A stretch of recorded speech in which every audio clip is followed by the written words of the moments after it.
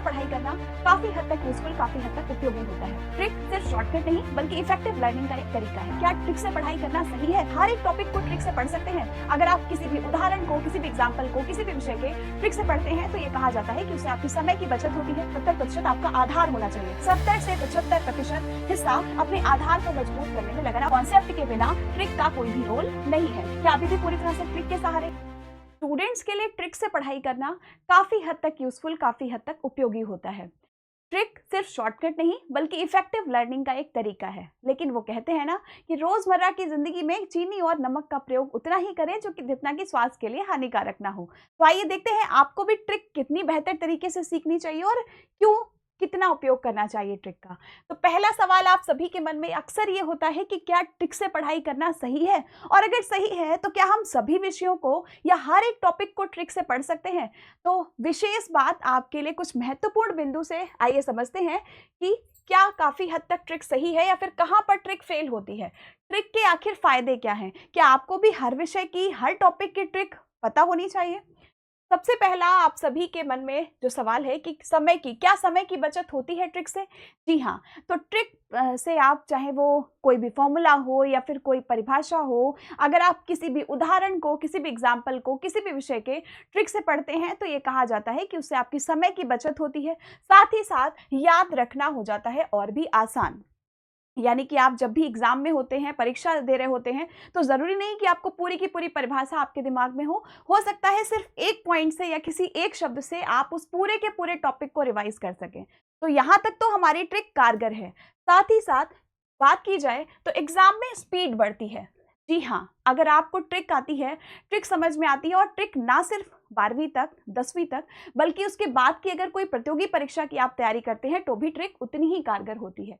लेकिन अभी ट्विस्ट अब बाकी है। यानी कि बात की जाए, ट्रिक्स से एग्जाम में स्पीड तो बढ़ती है, साथ ही साथ अगर हम किसी सवाल को कम समय में उत्तर कर पाते हैं, किसी सवाल को कम समय में हल कर पाते हैं, तो उससे हमारा आत्मविश्वास भी बढ़ता है। लेकिन अब तक तो ये बात थी ट्रिक के फायदों की, यानी कि अगर हमने किसी भी टॉपिक को ट्रिक से पढ़ा है तो उसके क्या फायदे हो सकते हैं। लेकिन अगर हम पूरी तरह ट्रिक पर ही निर्भर हो जाएं कि हमें प्रत्येक विषय के, प्रत्येक टॉपिक की ट्रिक ही पता होनी चाहिए, तो क्या वो सही है?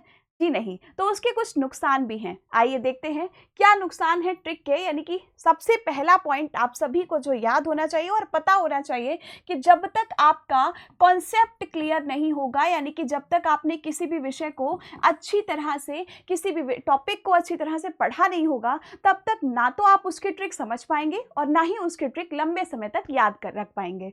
यानी कि आपका आधार वही बताएगा कि आप ट्रिक कितनी तरह से समझ पाते हैं, कितने समय तक आपको वो ट्रिक याद रहने वाली है। अगर आपका आधार मजबूत है तो यकीन मानिए फिर ट्रिक भी काम करती है। तो कहने का मतलब, आपको किसी भी विषय में 70 से 75% हिस्सा अपने आधार को मजबूत करने में लगाना। और पता है ये ट्रिक बनी ही क्यों? ट्रिक सिर्फ और सिर्फ इसलिए बनी कि पहले आपने अपना सिलेबस पूरा किया, पहले आपने अपना पाठ्यक्रम पूरा किया, और पाठ्यक्रम पूरा होते ही आपका आधार हो गया एकदम मजबूत। और उस आधार को कम समय में हल करने के लिए, कम समय में सॉल्व करने के लिए, याद रखने के लिए ट्रिक का इस्तेमाल होता रहा। लेकिन अब क्या है कि प्रत्येक छात्र ने उसको गलत समझ लिया और सिर्फ सीधा ट्रिक पढ़ने लगे। यानी कि आधार की तरफ तो ध्यान ही नहीं रहा कि उनको पहले अपना आधार मजबूत करना है, फिर ट्रिक की तरफ आना है। ठीक है जी। तो एक बात जरूर बाबू याद रखेगा कि 70% ट्रिक, 70% आपका आधार होना चाहिए, और 30% अगर आप ट्रिक का इस्तेमाल करते हैं तो आपकी स्ट्रेटजी 100% बन सकती है। आगे आते हैं और बात की जाए तो कॉन्सेप्चुअल स्टूडेंट ही टॉपर की लिस्ट में सबसे पहले शामिल होने की जीत, है ना, कहते हैं कि जीत का अवसर पा सकता है अगर उसका कॉन्सेप्ट क्लियर है तो। और कॉन्सेप्ट के साथ आप ट्रिक का इस्तेमाल कर सकते हैं, लेकिन ट्रिक के साथ कॉन्सेप्ट का इस्तेमाल नहीं हो सकता। सबसे पहला बिंदु है कि आप अपने आधार को मजबूत करें, और ये ना सिर्फ हिंदी के लिए, ना सिर्फ अंग्रेजी के लिए, बल्कि प्रत्येक विषय के लिए कॉन्सेप्ट का मजबूत होना, यानी कि आधार का मजबूत होना जरूरी है। ठीक है, तो इतनी बात में आपको कोई डाउट नहीं होगा। और ये कुछ ड्रॉबैक्स हैं, यानी कि वो कुछ कमियां हैं उन स्टूडेंट्स के लिए जो सिर्फ और सिर्फ ट्रिक पर ही निर्भर हो जाते हैं, या फिर एग्जाम से 10 दिन पहले ही अपनी किताबें उठाते हैं, एग्जाम से 10 दिन पहले ही देखते हैं कि आखिर कुछ पढ़ने लायक है भी या नहीं, और अंत समय में उनके पास कुछ नहीं होता सिर्फ और सिर्फ ट्रिक को दोहराने के अलावा। ठीक है, तो पहला उनका नुकसान क्या होता है कि पहली चीज तो उनको आधार मजबूत नहीं होता, और जब आपको किसी भी विषय की परिभाषा नहीं पता होगी, आधार नहीं पता होगा, मेथड नहीं पता होगा, तो आप कैसे उसके ट्रिक को याद रख सकते हैं। और हर सवाल में ट्रिक कारगर नहीं होती है, इस बात को दोबारा सुन लीजिए कि हर प्रश्न में ट्रिक काम नहीं आती, बिल्कुल भी काम नहीं आती। यानी कि अगर आपको किसी भी तरह का उदाहरण दे दिया जाए, किसी भी तरह का प्रश्न आपसे पूछा जाए, तो जरूरी नहीं है कि हर प्रश्न में आपने जो एक ट्रिक रट रखी है वही काम आए। ऐसा बहुत कम होता है कि हर सवाल में ट्रिक जो है वो कारगर हो। इसलिए अगर आपका मेथड क्लियर है, आपका आधार मजबूत है, तो आप प्रश्न को सॉल्व करके भी, यानी कि सवाल को हल करके भी उसका उत्तर दे सकते हैं।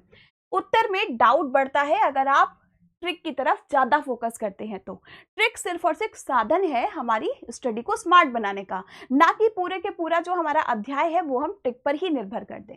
ठीक है जी।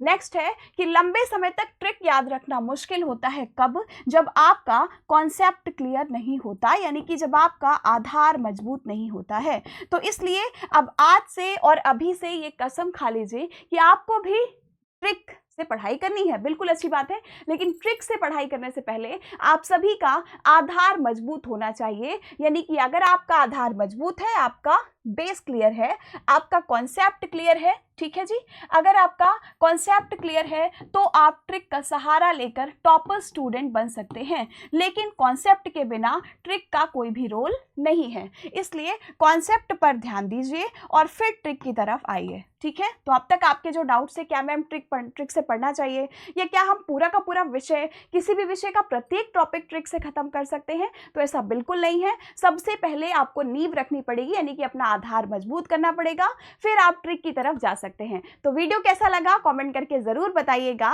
और आज की वीडियो के बाद आपको कमेंट करना है कि क्या आप ट्रिक से पढ़ने वाले स्टूडेंट हैं या फिर कॉन्सेप्ट से पढ़ने वाले स्टूडेंट हैं, यानी कि आधार मजबूत करने वाले हैं।